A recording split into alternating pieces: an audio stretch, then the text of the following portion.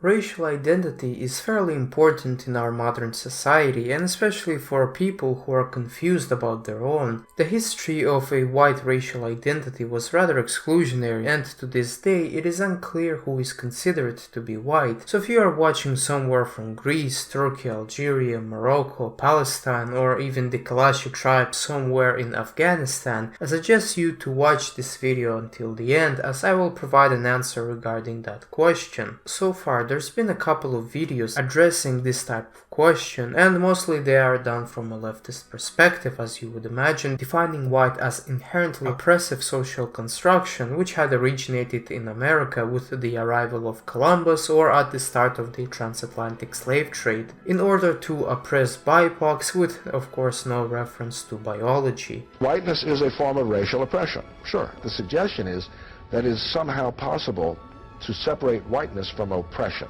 and it is not.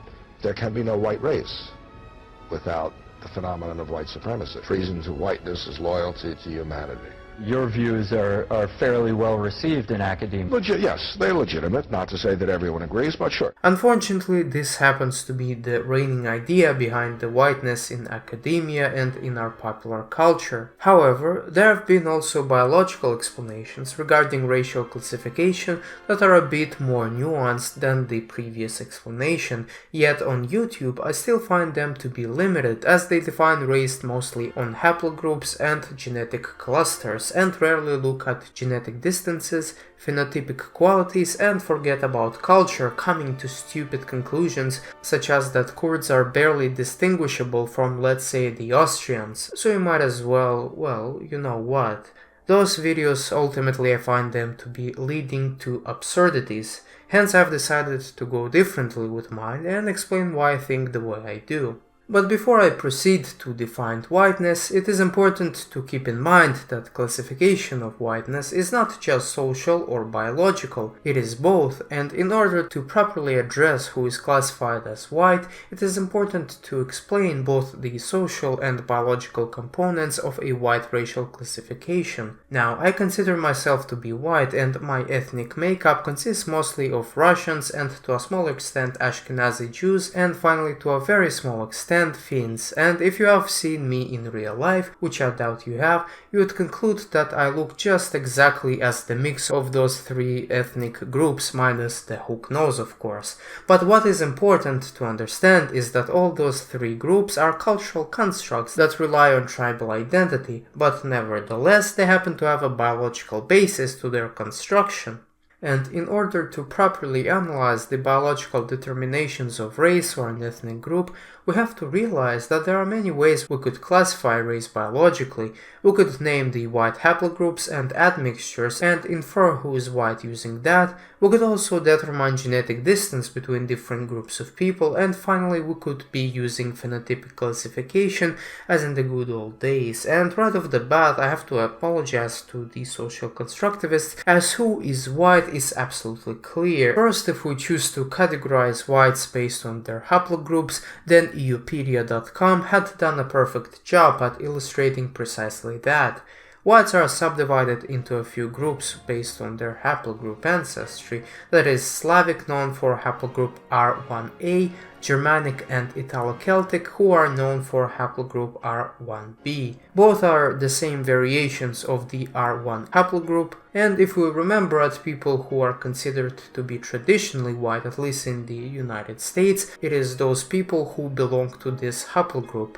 Moreover, there are other haplogroups that are associated with white racial classification, such as haplogroup N, which is common among the Finno-Greek people, and a few other smaller haplogroups that I did not mention, but you still can take a look at them. However, going just by that definition can be rather exclusionary, as there are many Mediterranean people who have a slightly different haplogroups as the aforementioned haplogroups, yet they are still considered to be white, such as the people living in the Balkans and Italy, and I'm mentioning just Europe. Those people have different haplogroups, but the most common ones are EV13, T and J2, two of which happen to be not European but rather Middle Eastern, yet because most of those people carry what is called to be the European culture, they are considered to be a part of the white tribe, and I will talk more about that in a bit. But for now, let's look at the admixture levels of whites, and as I would argue, the purest form of white is defined by North European and West European admixtures, at least under Eupedia.com. The West European admixture is located over here, while the North European admixture is located over here. If we add both of those admixtures together,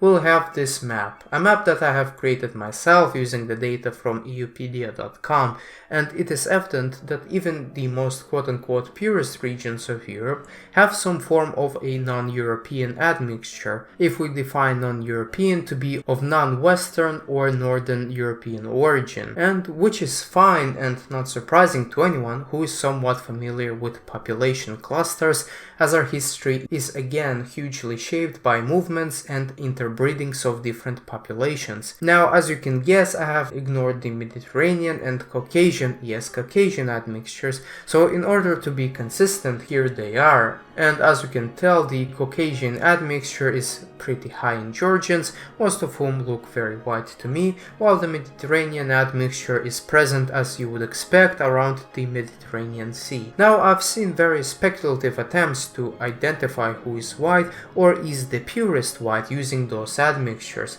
Here's one example where a person had correctly identified some foreign admixtures present in some whites and had concluded that the only purest whites happen to be the British. What is funny about this picture is that for some reason this genius had forgotten to include the Gedrosian admixture, which is common in Persians, Azerbaijanis, Turkmens, Turks, and a few Central Asians, and yes, non-Slavic Western Europeans, so I have included it right here just to be consistent. In any event, it is safe to say that one must consider white every person with a significant degree of Mediterranean, North European, and West European, and perhaps even Caucasian admixtures if we go by admixtures. Now, with regards to the genetic distance parameter, it is well known fact that most genetically distant people in Europe happen to be Finns, who are not even Indo-European.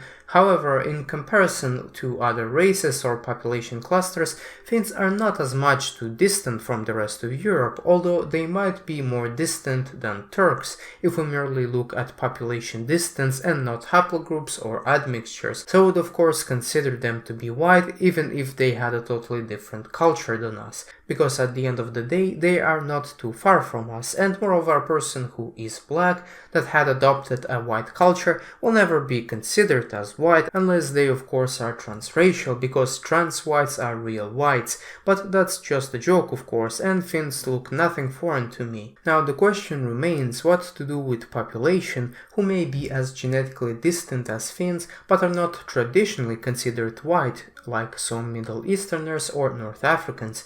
And I'd say that if we purely look at the genetic distance, then I would say that whoever is in that black circle may be considered white, but that's just me. Well, alright, the green area was maybe too much, how about this?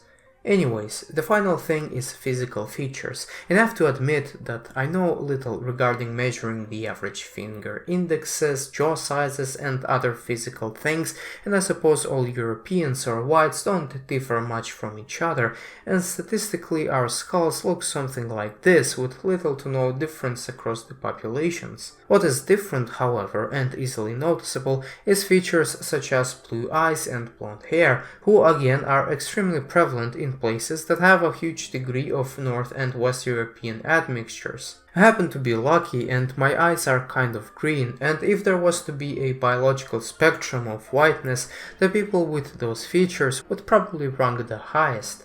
That again is not to say that whoever lacks those features is not white, but it is to say that those features are heavily associated with whiteness. And although the labeling of people as white firstly stems of genotypic features, there's a certain cultural component tied to it as well, which makes racial classification to be tough sometimes. Such may be the case with racializing the Boston Marathon terrorist named Johar Tsarnaev, who is of a Chechen, Avar and Dagestani descent, and legally is a Caucasian, as all of those groups of people live in the Caucasus region. And you think about the Boston bombing, and once it was discovered that these guys were, yes, Muslim, but not only white, but literally from the Caucasus mountain region. Right. They are the most Caucasian people like in the country right now, and yet... And according to Tim Wise, a well-known anti-white racist, he is the purest white out there as he is from the Caucasus Mountains. But is he? Let me know right in the comments, but with regards to me, I'm not sure I consider him to be white, and even if we ignore his facial look and assume that he is basically indistinguishable from a southern French person or an Italian, which may exactly be the case, the culture that he espouses is not quite white as he is a Muslim and is from the Caucasus Mountains. So even though if we classify Caucasian admixture as being white, and I don't doubt that he has a significant amount of it, the culture group to which he belongs places itself in opposition to European culture, by historically resisting Russian attempts to civilize this region, as well as not being part of the Christian or broaden European traditions. I have no doubts in my mind that this person does not think of himself as white, but rather he places his identity as a Chechen or a Muslim. Similar is the issue with other nations in Europe. The Albanians in some maps over the internet are not depicted as white simply for following a different religion and having a very distant culture. Now, I'm not even saying that whoever is a Muslim is not white automatically, but typically whoever is a Muslim happens to follow a different cultural values which are not associated nor are close to the values that are adhered to by most whites. This racial classification situation is so bad that in America, for some reason, if you come from Spain, you're not considered white but in fact Hispanic. But if you come from northern Sudan or Yemen or even Tajikistan, you are white, which I find to be totally ridiculous. And are those people white, ubersoy? Well, it really depends if they are phenotypically not so distant from us. Maybe they can refer to themselves as such, but white is also a cultural identity which presupposes certain shared values and collective experience, or if you will, lived experience, just like for any other racial group. And I must admit, some of those Aryan Kalashis in Afghanistan/Pakistan look really white to me, and honestly I would not know if they are from there until I've maybe read their first and last names. It is especially the case considering that they share a huge variation of the Slavic R1a haplogroup, and I'm 100% certain that if those people have evolved in Europe and not where they are, they would 100% be considered as white with no exceptions, especially considering the fact that they are speaking an Indo-European language, unlike Finns for instance. But because they have a different history, culture and religion, and yes, they are still somewhat far from us genetically, there are uncertainties. Yet nevertheless, I am in the opinion that perhaps we should expand ourselves to people who look similar to us, if they wish to join us, that is, of course. What I mean by that is that we should not consider Yemenis, Tajiks and Iranians as white categorically, but we should open our arms towards those who quote-unquote pass as white, whether they are from Palestine, Afghanistan or Azerbaijan, because ultimately white is a membership group that yes is built upon biology, but also is on culture. Considering who is white simply by their ancestry group or nationality can be wrong, and in my opinion we should do that on an individual basis, with an exception to people who have already large Western and Northern European admixtures. Because at the end of the day what matters the most is phenotypic and cultural similarities, and if a person has a degree of phenotypic and cultural similarities to the idea of what is considered white by most people,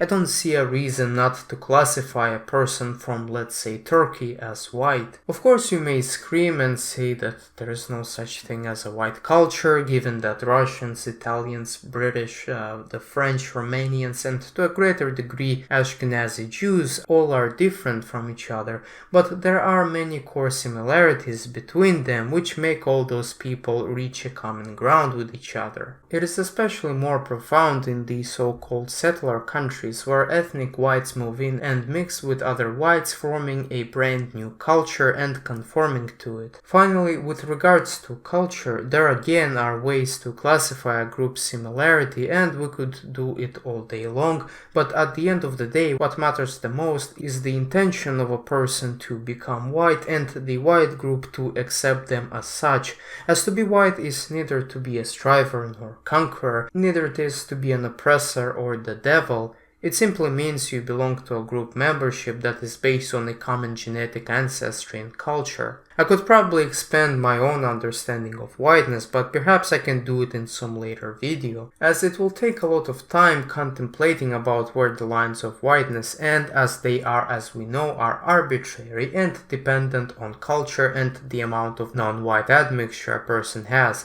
What is not arbitrary, however, is who is certainly white and who is not. White person is a person who is phenotypically white, that is defined by European admixture and a lack of significant Asiatic or African admixtures. And most importantly, that person may or may not consider themselves as white. The person who is not white, however, is a person who is of a distant genetic distance from whites and belongs to a different race, who may or may not espouse white culture. As you can see, biology comes first and culture comes second, but in the case with Southern Italians and those Europeans with less than 40% of admixtures that are present in people who are definitely white, their cultural similarity and shared identity makes them to be a part of the white race. So the question with Jahar Tsarnaev ultimately should be resolved right here, as is this video, and hopefully you're not triggered by that video, as it is pretty controversial stuff, but I think this stuff needs to be discussed more often, as whites are becoming increasingly more racialized, and I figured it is important to figure out who belongs in the white race, and we must do that in order to live in a racially conscious world. Now, I could have made it longer, as I like generally exploring those types of stuff, yet I have decided to leave it the way it is. However, if you want another video just like that, please let me know right in the comments, perhaps how Indo-Aryans are similar to Europeans, or something about the genetics/culture of Ashkenazi Jews and etc. And when I was younger I was really into that type of stuff, and I don't mind my passions to be resurrected once again.